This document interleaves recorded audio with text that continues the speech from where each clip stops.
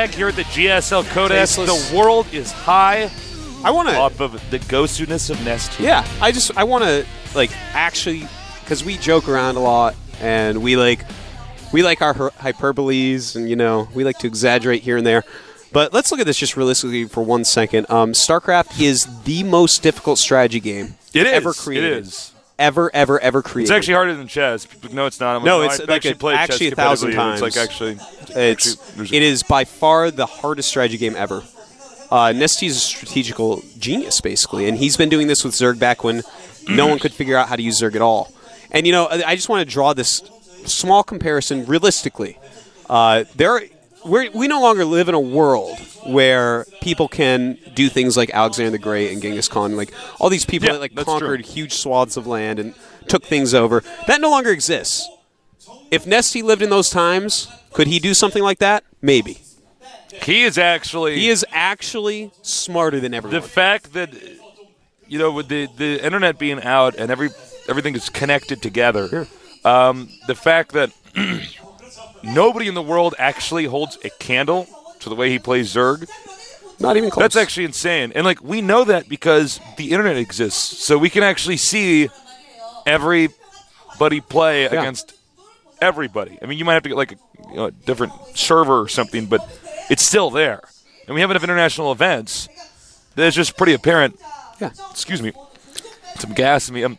It's just pretty apparent that actually he is just as far as Zerg goes, man, he's beyond everyone. The only person even looking at the soles of his feet is DRG. Realistically. Yeah, and DRG's I love Coca and Lucira. They are awesome and so good. And Leenock I love as well. I think he's a little bit below those four, but I mean, even DRG's ZVT may seem better in a lot of ways, but Nesty's brain, just the way I see his brain work during this game, it became obvious suddenly. I'm like, okay, this is a Baneling Burrow game. Kill the command centers. It's like, not many people are going to think of that there. To do that in that one moment and to execute it. It's beautiful. All right, here is Slayer's GanZI. He is a very good Terran, but I think he's sort of dwarfed by people like MVP, for instance. People like Bomber. And there he is now. Yeah, well, GanZI actually has really, really nice TVZ. He does. Yeah, he's very he was a StarCraft 1 pro. In StarCraft 1, he had one game that was really good, and all the rest looked really bad. But he was a good player, and he was on a pro team. But I'm not joking here. Everyone, all the old StarCraft 1 guys, it was that TVP on Andromeda. I think you may have actually cast it. Was it a GOM game? Might have been. Oh, yeah. No, I cast it a long time ago. And other than that, that was the highlight of his career was that game. Yeah. It was one game in a best of 3. Some people produce better games than others. Yeah. Here's Leenock. But he's raising up in StarCraft 2. Here's the thing about Leenock. Leenock's actually incredibly young. And I always feel the need to point this out because I think he's the second youngest pro gamer that we have. Yeah. When you're that young, I mean, he still has to go to school. Yeah. Unlike you and me. And he is the only non-champion to fall out of Code S and get back in. And that really says something. Yeah. The other people who have are people that win huge tournaments. So he's this guy is destined for greatness. He truly is. Since even early seasons. Remember that match against Clyde, season 2? Season 2 against Clyde. The Shakuris game. Yeah, that was insane. Yeah, that game was good. Yeah. He's shown unbelievably huge amounts of talent. So. And that might have been now. Look, he's already ticked to Hydras. He had his layer done before the game started. Not sure how many Hydras we'll see against GanZI, though. Leenock has the cheeks that I just want to pinch. Yeah, he does. He's just so cute. He is a cutie, man. He's a cutie patootie. All right, our map is going to be dual site. StarCraft 2. Blizzard, well done. You've made an amazing game. Amazing. Wow. Dual site is our first map. Daybreak eliminated from GanZI. Terminus from Leenock. Leenock is yawning. Or maybe he's actually screaming to his hands. He's like, ah! Just trying to get the energy out. He's like, all right, I got that in my system. Time to crush a nerd. And Leenock is actually going to be in pretty good shape when it does. Leenock's the battle of the best. The battle of the best. The battle of the people who follow the best. Which is the game we just saw. It's like the match that we're going to watch that will not actually compare to the Nesty virus game. Nothing can actually happen here. It could be the same game and it wouldn't be the same. It's true, too. The majesty of Nesty doesn't occur here. But actually, Leenock versus GanZI, this is going to be a sick match. Yeah, I'm actually really excited about this one, too. All right, well, the game is now loaded. There's no turning back now. They're going to have to execute their strategies perfectly. And soon we'll find out who moves on to the round of 8. GanZI against Leenock here in the GSL Codes.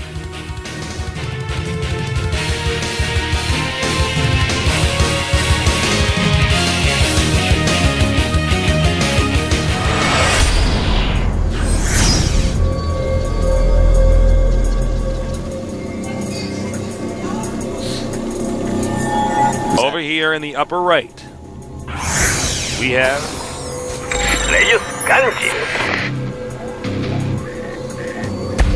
저기 딱 걸렸어. 작별 인사는 아시지?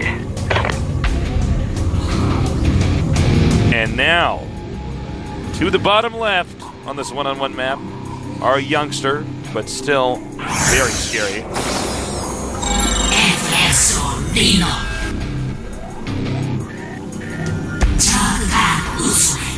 He's like, I think in a female Zerg voice.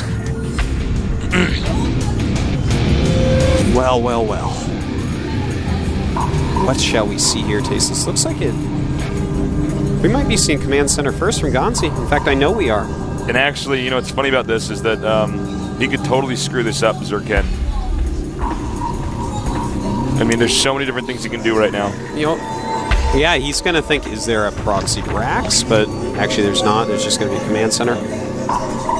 But this is going to allow Leenock to make a lot of drones after his hatchery before his pool. And anytime a Zerg can do that, they are going to be so thrilled. The economy fits together so beautifully when you actually can make a few drones before your pool after your hatchery. Like, the stars basically align.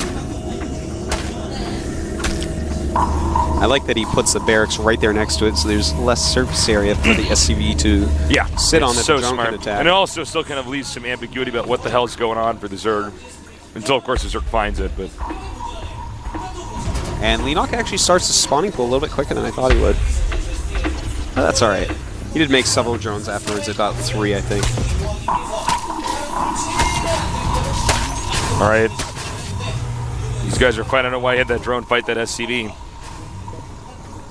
But luckily for him, the drone can heal. The SCV has to manually be healed. Unless there's a medevac. Yeah. Or an SCV on auto repair. SCVs. Or a beacon the only on thing the that map can that's actually be waypointed through. Say what? Or a beacon on the map that's waypointed through that heals it. I'm just trying to like totally disarm your point. It's actually interesting. The SCV is the only thing that can be repaired and healed. That's true, but we'll see if that changes. I always wonder about it because you look at the Marauder, and I wouldn't want this, but I'm just saying it's like it technically like looks all mechanical, you know. Yeah. It's got the suit. Like you think you could repair that.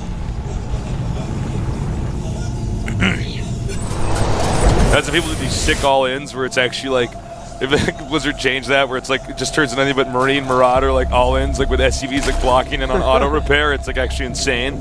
Yeah, that's pretty much what it'd be too. All right, so Factory going up for GanZI as he lands his command center as natural. Very quick and strong economy from him. Leenock getting a Roach Warren. Goes speed into Roach Warren. That's actually a little bit interesting to me. So he's looking at that command center first and saying, you know what? There's going to be Hellions, and I need a Roach Warren. He might even try to do an attack under that expansion in a little bit here. We'll have to see. Every once in a while we see these like weird like there's Ling Roach timing attacks. Like it looks like a Zerg vs. Zerg build. Leenock is certainly not afraid of doing an all-in in a game. He will make a bunch of Roaches and Lings and go. He will do it. Don't dare him, Tasis. He won't do it. We'll see if he chooses to do that. This is the build that you get to practice against the least, actually. He is making 4 Roaches. You see, he's the factory and everything. It is going to be Blue Flame Hellions. And, I mean, if you have some backup, you can't just have 4 roaches. Okay, he's making 7 now. That's better. But when you get a decent amount of those, just the plain Marines GanZI has, he's going to be able to walk around the Natural Command Center, pick off SCVs, stop them from mining. It's going to be a pretty nice little harassment. Oh, 12 Lings on the way, too. This is a pretty strong attack coming up. Excuse me. We have Lings coming, so this is actually a pretty slick timing attack. Let's see if GanZI's prepared. We usually see a timing attacks like this in ZVZ. 10 more Lings. I think he's just all-inning here, Tasteless. All right. Let's see if it works. There's only add-ons on the way at the barracks, so we can't actually get any more Marines out here anytime soon. He has to make do with just the 4 in the bunker. And, well, those SCVs doing a great job preparing, but he runs up the ramp right past. Strong decision by Leenock here, but will it pay off? The SCVs immediately surrounding, and the Roaches will end up going down. Some Zerglings coming. Oh, my God, hitting those Marines. Very well done. Going after some Mules as well. I think without the Roaches there, this attack is just done. Yeah, GanZI actually did a really nice job. Well, you shouldn't have gone up the ramp. Well, going up the ramp, as I said, I mean, that's... Going up the ramp in StarCraft 2 feels different from StarCraft 1. It does. It for does. instance, how many times are you actually going to run up a ramp with Stalkers? You already know the game's over if you do that. You don't do it. Yeah, you just can't die. do that. Yeah, it's not like StarCraft 1 where I'm like, I just run my Dragoons up there. I'm like, well, I'm actually going to you're going to kill like a ton of SCVs now. Yeah. But no, it's not like that in this game for whatever reason. And well, I think it's actually because workers behave differently in battles. They certainly do. In StarCraft 1, the way that you would catch somebody is different. In StarCraft 2, like you could just actually, they'll prioritize hitting whatever's closest to them that's attacking them, like the SCV. Yeah. So you can give up some SCVs, but you're guaranteed to end the battle. I can't really out-micro that. Well, Leenock's attack definitely didn't do as much damage as he would have hoped. But he's got a nice drone lead, 46 to 37. Not as big as he would like. He is getting a macro hatch in his lair. But GanZI, he's certainly not scared right now. He has his Blue Flame. He's sending out...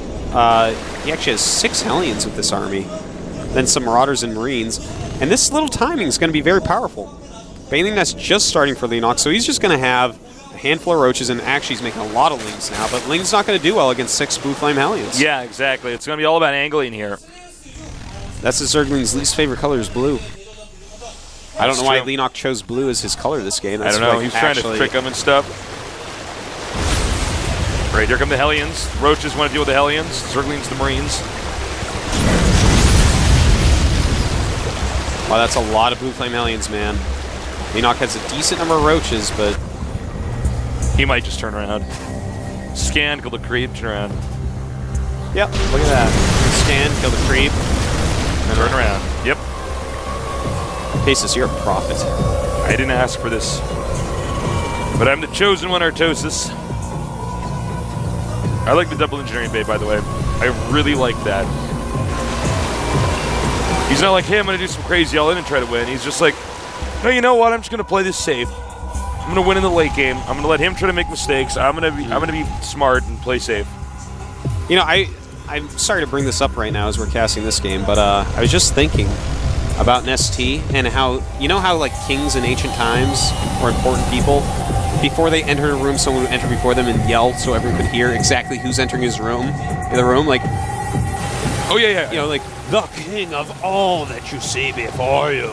And like, he just like names all these things or whatever that, it's like the shouter form or something.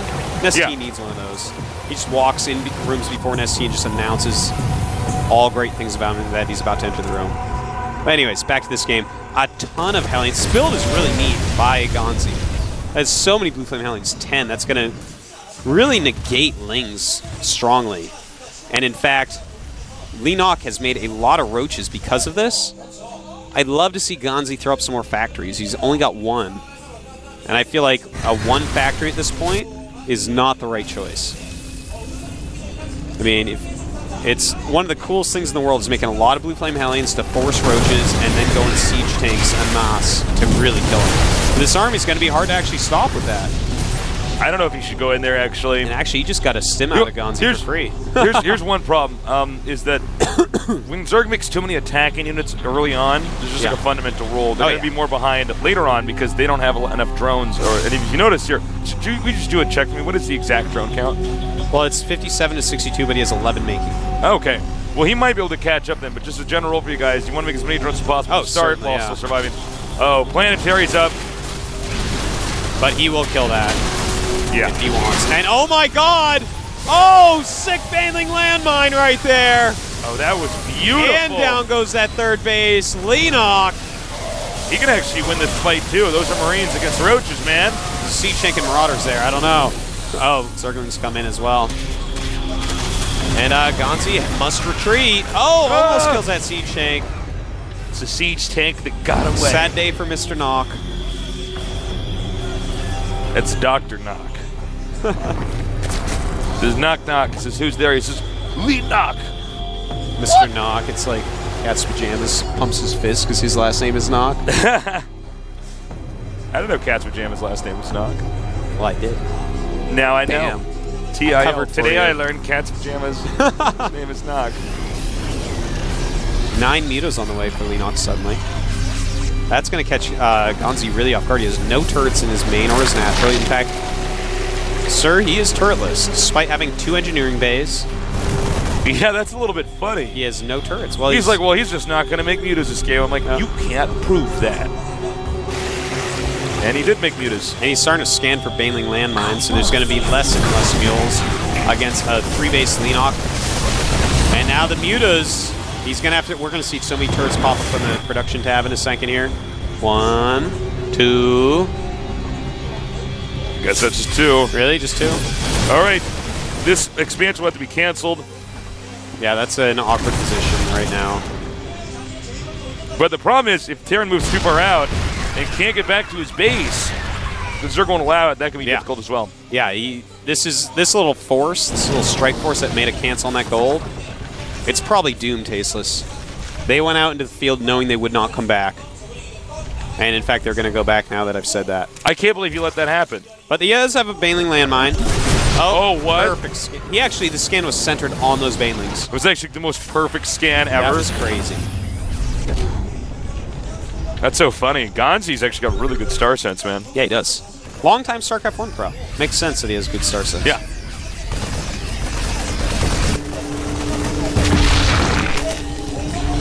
All right, he's going up towards this expansion over here. He wants to try to get GanZI to turn around. He just doesn't want GanZI to ever get a 3rd base up. And, well, GanZI's never going to get a 3rd base up, man. Leenock approaching his max. GanZI 153, moving out again. And as he moves out again, Leenock can actually just counterattack. Yeah, I think Leenock's actually handling this really, really well. You get the Banelings over there by the SCVs. Oh my god, so close. Really impressed by Leenock Tasteless. Yeah, he's damn good, man. Whoa. And actually the Siege Tanks were so far behind that if he had just engaged, it would actually pretty good. Leenock may lose that base. He has taken another. And he has owned up the natural. Here's the thing is, Zerg can actually just stay on 2 bases if Terran's on 1. That's actually fine. Maybe time to try to remove the army of GanZI from the game. Yeah, he's respecting GanZI's army a little bit too much. Okay, here we go. And this is going to be cleaned up with ease. Too many Banelings here. And Roaches and everything else. Basically good. All that's good in the world. All that's good if you're Zerg. Well, you know, GanZI is showing a lot of skill staying in this game and taking bases off Leenock, but it feels like Leenock is just too far ahead right now. Yeah, he really is. Leenock's just in amazing shape. GanZI just never got a real economy going here. He just, I don't know. I mean, he never had anything going for him after he lost that 3rd base. Oh, there were medevacs. It was like a medevac carrying medevacs. It's like a mama medevac. It's like a kangaroo medevac. It's like an exhibit medevac. All right, I think he could just go in here and kill us. I think this game's actually almost over, guys. Well, Zerglings taking out the Siege Tank. Baneling's going after the Marines. Muta's killing the medevacs. It's so sad. You see like a small number of Marines trying to micro against like Banelings, Roaches, and Mutalisks. Yeah. And he's like trying to split them up. I'm like, even if the Banelings weren't there, you'd be dead, man. Like, Yeah. GG. Well, Leenock really playing to impress.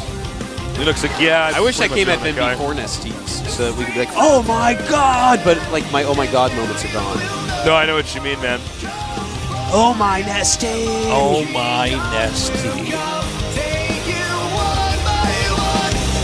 Well, GanZI actually had like a good start and kind of bad finish.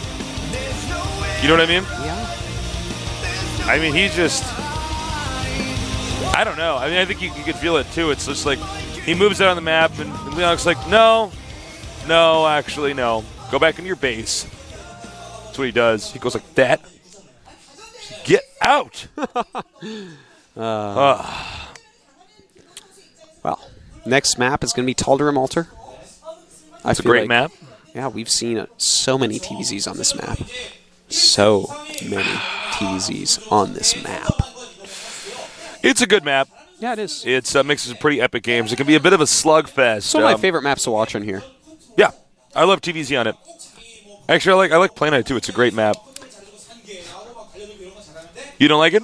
I don't like to play it as much because of PvP on it being so silly. It's like we're both gonna 4 warp gate. And just going like this. Like in the and then middle when of the map. you see pros play it, sometimes they're like, "No, there's another build other than 4 warp gate here," and then like that guy someone loses 4 to a warp 4 gates warp and gate. kills him. Yeah. It's like So no, there's fun. actually there's not. But It's yeah, not. it's Stop talking about Protoss. There's no Protoss in the GSL. Protoss, no, we're the only Protosses left in the GSL. We're going to get to the finals no matter what. Yeah. We might outnumber the Terrans in the finals. We'll see. Yeah, man. We'll Good. see. Nesty versus MVP. Wow. Leenock looking so good, man. He's so Seriously. good, man. And I think DRG will take out Supernova. I can't imagine Supernova taking out DRG, so we might actually have a decent number of Zergs. 4 There's Zergs, going to be top some 8. Zerg nerd in the world. 4 He's like, 3 Zergs advance. Wow. Yeah. So happy. 3 Zergs and 5 Terrans. Not too bad. All right. Well, our map is Tal'Darim Altar. And this should be pretty interesting. I don't know if GanZI can come back. Leenock looked like he outclassed it a little bit, but this is a different map. It's going to have different build orders, different scenarios. I could see GanZI. So expect anything. I could absolutely see GanZI beating him there. Could go either way. The game is now loading, so get ready for GanZI going up against Leenock here at the GSL Code S. Oh man, I really timed that out poorly. I'm sorry. That's okay. I'm here broadcasting to so many people all over the world. My nerds all over the world. All right, here in Seoul, Korea, the mecca of esports. This is a Marine action figure, and this is a Zerg action